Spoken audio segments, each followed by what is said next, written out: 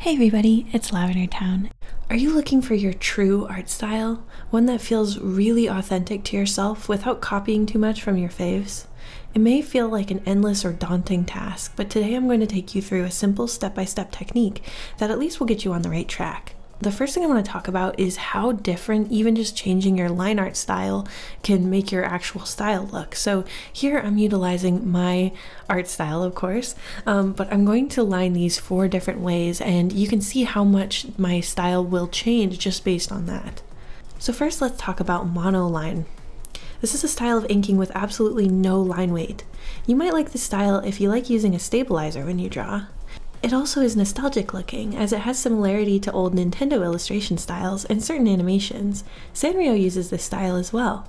You can still reduce the size of your brush for details, so you still get the benefits of different line weight without having to actually adjust it on the move.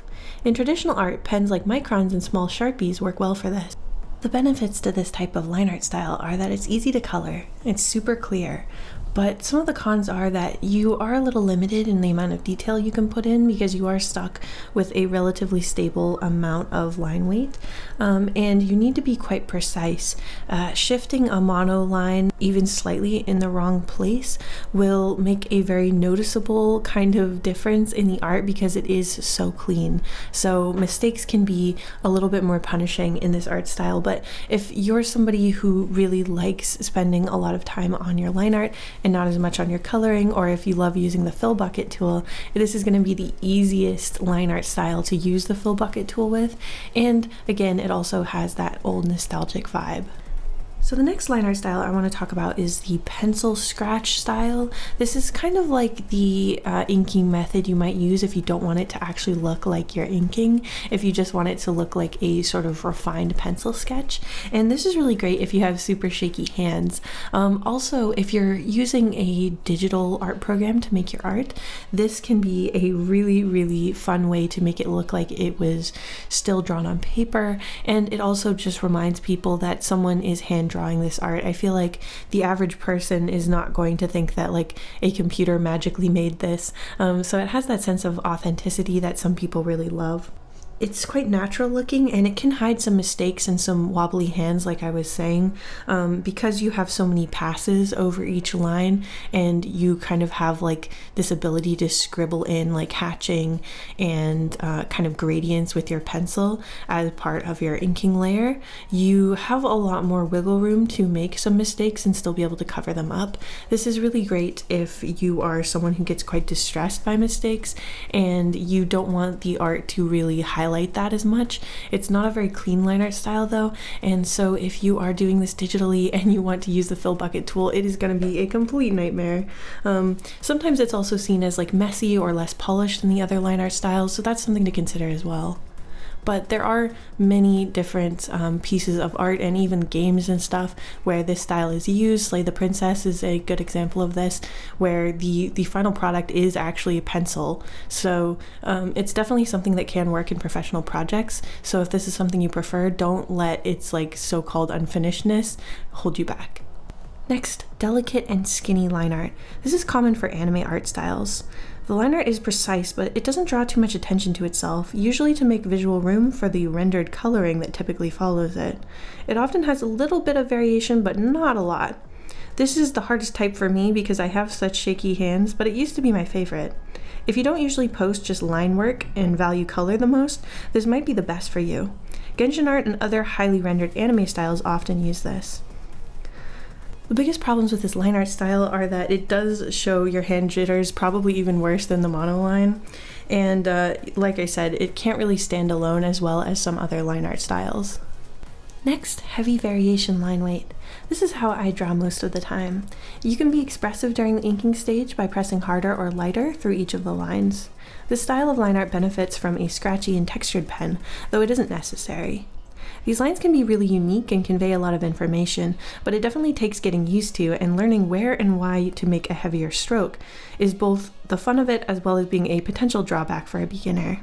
In traditional art, this effect is easiest to make with a small brush pen or a nib pen, though you can do it with thicker microns as well. Okay, now that you've thought about and selected your line art style, we can move on to talking about your coloring style. The first coloring style I want to talk about is cell shading. A lot of first-time digital artists will be exposed to this first. Simply put, this is a 3-layer coloring style with flat colors at the bottom, a multiply shading layer over the top, and a highlight layer over that. Your shading will have crisp, hard lines, no smudging or blending required, and the end result is cute and shiny like a candy apple. This also has a very nostalgic look. It prints really well because there's not like a bunch of gray area type blending, so it can look quite crisp, and you can do this style quite easily even in like a vector program, so that can be really beneficial. The opposite of this is the painterly coloring style. This is all about soft blendy colors, light and shading will usually be more natural, and you'll use a fluffier and more complicated color palette. You can make it a little messier and clean up as you go, and how many layers you use are more up to you. You can even use just one coloring layer if you're brave. Blend out the edges of your highlights and shading and use textures all over the flat areas to make it feel more painty and natural. And of course, between these two, there's a million different ways that you can paint or color. These are kind of like the extreme ends of the spectrum, especially with digital coloring. But when it comes to selecting your color palettes and like how much you choose to blend or not blend, it's going to completely change the way that your image looks. Sometimes when people figure out their art style, they figure it out for just one type of face, and then they get stuck drawing that same type of character over and over. In order to avoid this, there's an easy exercise that I highly recommend. So in front of you here, you see there are 3 very, very simple faces with just markers for the eyes, nose, and mouth. But I've switched the placement of all of these facial features on the head and the head shape into the rough shape of like different types of people's faces or different ages. As the eyes come down and the whole head kind of compresses, that's more associated with youth, whereas as you stretch it out, it starts to look a little bit older, or you know, just like someone with a much longer face. So in order to check to make sure that your style can actually accommodate a variety of different people, one of the things I recommend is taking a chart like this and then just applying your style to these markers, these areas. It's really actually like not very difficult or stressful if you just think about like drawing the eyes, nose, and mouth the same way that you normally do, but just change the placement. I'm gonna do it with a couple different styles just to show you that it's really not that hard, and it can be so fun actually to see your style applied to a lot of different people's faces. This is just a great way to avoid same face syndrome. So first I'm using kind of like a more anime style, just these dark eyes with a very simple like line over the top, true like nostrils with a line for the nose bridge, and some light like lip lines and stuff. And as you can see, even though I've applied the same style to all these faces, they look very, very different.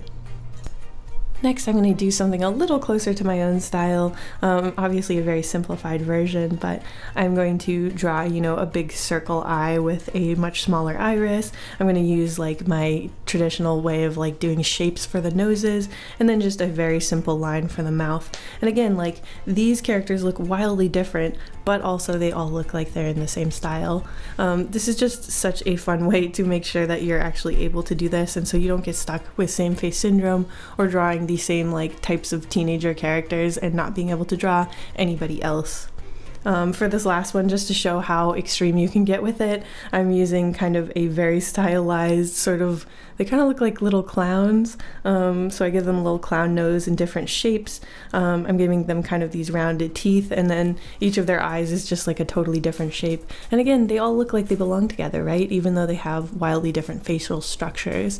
This is something I highly recommend doing. I wish I had known this trick back when I was first learning how to do my style, because I felt so stressed whenever I had to draw someone who wasn't like a skinny teenager, because I didn't know how to apply my style to anybody other than like kind of like 3 very similar looking types of people, and this is just a great way to do it. It's even a good way to design your characters if you know kind of the vibe you want to give off or like their age. You can just use this like marker technique in order to make like a very simple structure of their face and then apply your style over top of it.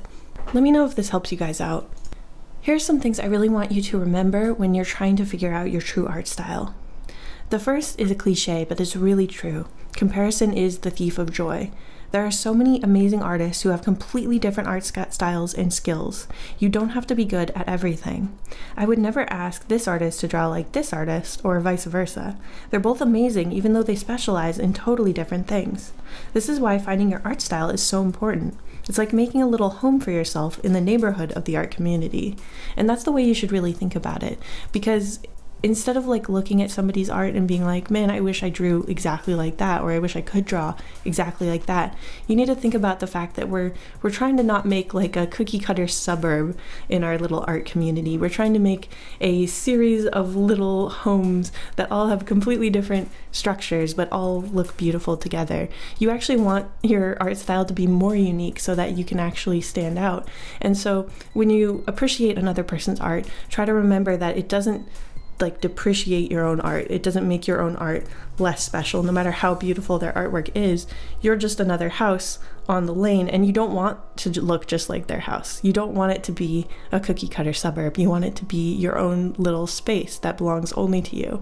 The other more difficult thing to talk about, but very, very important, is this. If somebody hates your art style, it's probably interesting. Unfortunately, I've seen a huge influx of bullying and negativity in the art community lately, especially on TikTok and Twitter. But the truth is, if your art is unique enough to draw someone to insult it, you might actually be on the right track. People often resist stylistic choices that are unique because they aren't used to it, but what they are used to is mainly corporate, advertiser-friendly, easily sellable art that will never be the next big thing. LavenderTowne looked really unique and simple compared to everything that was coming out at the time. Invader Zim looked noticeably different. Both of these styles have extreme stylization that flies in the face of anatomy and the tastes of the time before them, and yet they changed animation for years after.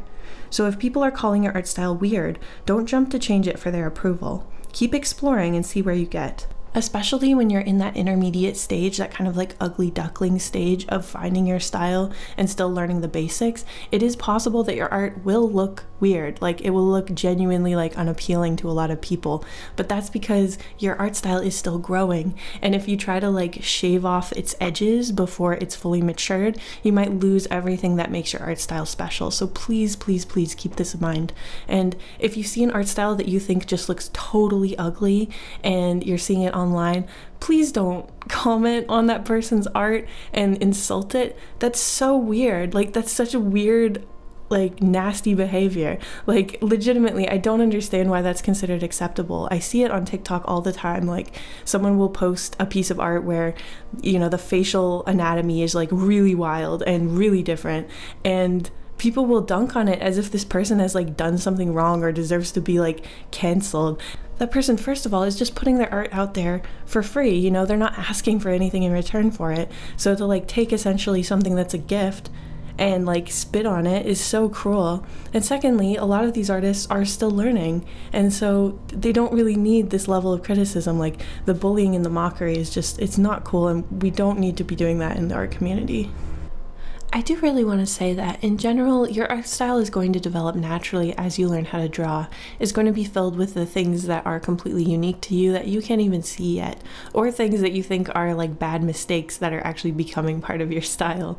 I know that it's kind of like a meme that beginner artists will be like, oh, it's just my style, in response to criticisms. And while that is definitely true, I also think that sometimes your style does come out of the things that you struggle with. It's kind of like a beautiful transformation over time to see the things that you struggled so much with becoming the thing that makes your art special. In my case, of course, it's the jitteriness of my hands. I've had lots of compliments over the way that I do my line art and the jitteriness, but at first that was something I was desperately trying to stamp out. And who knows, like, maybe the thing that you're most insecure about is going to be the thing that people really notice and remember about your art. You want to fill it up with things that inspire you without copying too directly. I recommend building a mood board of all your biggest inspirations, not just to keep them in mind, but also to make sure that you're not leaning too close to any of them in particular. You can check at a glance how your art is looking compared to your biggest inspirations.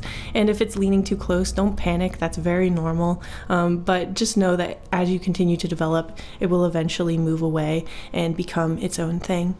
So in summary, make sure that you're not trying too hard to match other artists that you like. Make your own home for yourself in the art community. Make sure to check your style against various different structures of faces so that you don't feel trapped by your art style.